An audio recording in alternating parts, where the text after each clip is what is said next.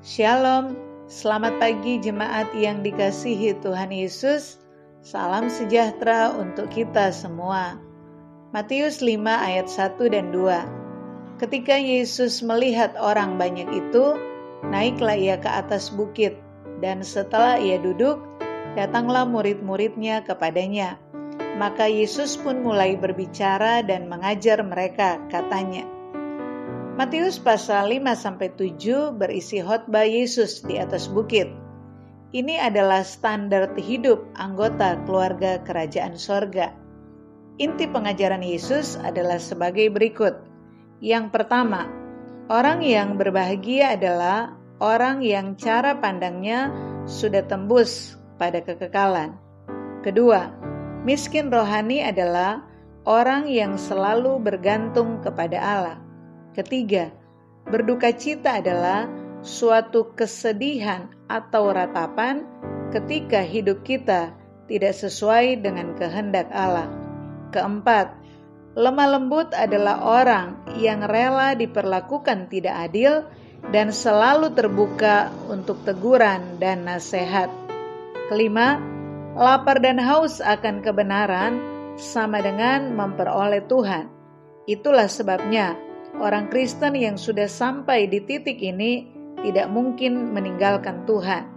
Keenam, lemah lembut adalah orang yang suka mengampuni dan memiliki beban terhadap penderitaan orang lain.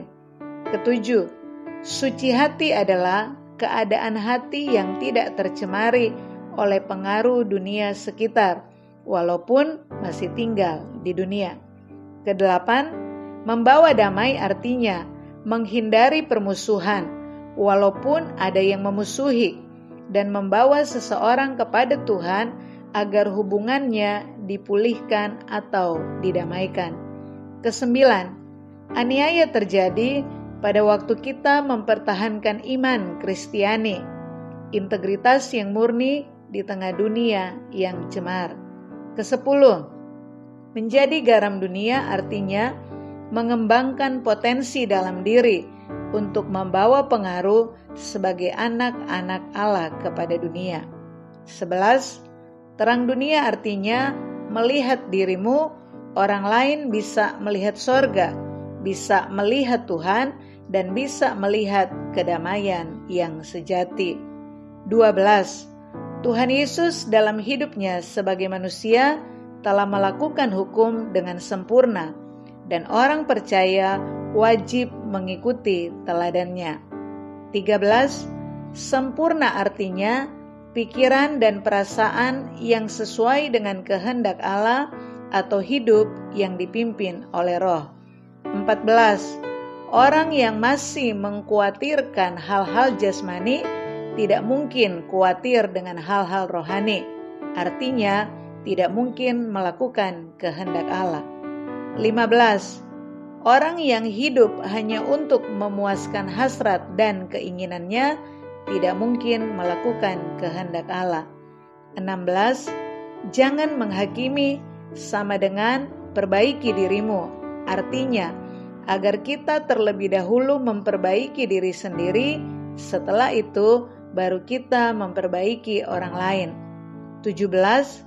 Jangan merasa berhak doamu harus dikabulkan, tapi belajarlah terus untuk mengerti kehendak Allah. 18. Untuk masuk ke dalam kerajaan sorga bersyarat. Syaratnya adalah melakukan kehendak Bapa. 19. Rohani yang kokoh dibangun atas dasar meneladani cara hidup Tuhan Yesus sebagai anak Allah. Itulah yang disebut bijaksana. Khotbah Tuhan Yesus di atas bukit mengajar kita untuk terus memperbaharui manusia batinia sehingga kita dapat hidup sejalan dengan kehendak Bapa di sorga dan layak menjadi anggota keluarga kerajaan Allah. Inilah hidup yang berkualitas yang harus kita perjuangkan sepanjang umur hidup kita. Amin. Tuhan Yesus memberkati. Selamat beraktivitas. Damai sejahtera Allah menyertai kita semua di sepanjang hari ini.